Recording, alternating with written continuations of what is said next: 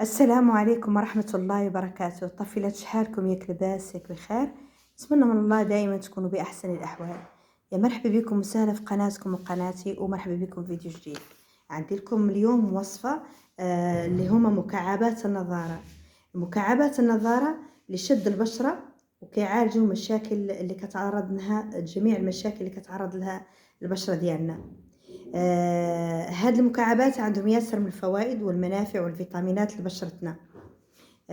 كيعالجوا وكيمنعوا حب الشباب، وصالحين لتهدئة البشرة الملتهبة، وفي نفس الوقت كيصغروا حجم مسام الوجه وكيقلوا من افرازات الدهون اللي كتسبب في ظهور حب الشباب.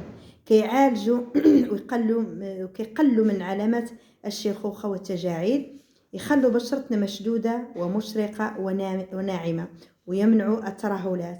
يساعدوا في تقليل من الانتفاخات تحت العينين وإزالة الهالات السوداء تحت العين اللي كيكونوا بسبب السهر وقلة النوم. سبحان الله، في نفس الوقت هذه المكعبات كيساعدوا في تقشير البشرة. بمجرد تفركيهم على وجهك كيساعدوا في إزالة جميع خلايا الجلد الميتة. ما شاء الله، كيخلوا البشرة ناضرة ومشرقة. ونصيحتي لكم الطفلات، يعني قبل ما تستعملوا هذه المكعبات، قبل ما توزعوا من البشرة ديالكم، ضروري خاص البشرة تكون نظيفة من قبل وتكون خالية من المكياج. وكل صباح تحاولوا واحدة من هذه المكعبات كل صباح أول ما تفيقوا توزعوا واحدة من هذه المكعبات على البشرة ديالكم تقريبا مدة 6 دقائق، وتخلوه ينشف على وجهكم، ومن بعد تغسلوا البشرة ديالكم. انا عندي هنا دابو من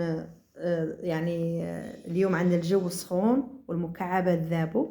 عندي هون مكعبات منقوع البابونج، وعندي هون مكعبات عصير الخيار، وعندي هون منقوع من عصير البرتقال، ومنقوع ومكعبات من حليب الماعز. ما شاء الله، هذه المكعبات كيف قلت لكم عندهم ياسر من الفوائد والمنافع والفيتامينات للبشرة ديالنا. نتمنى منكم حبيباتي تجربوا هذه المكعبات، وانا متأكدة ان شاء الله ابدا ما غاديش تستغناو عنهم. يعني انا دائما كل صباح اول ما كنفيق كنختار واحد من هذه المكعبات وكنوزعهم على البشرة ديالي. ان شاء الله منين غتجربوهم غادي تحصلوا على نتيجة رائعة. ونتمنى منكم حبيباتي تشتركوا في قناتي وتكثروا من اللايكات، كان دائما نجيب لكم جديد. وني بكم ومرحبا بكم وسهلا حبيباتي.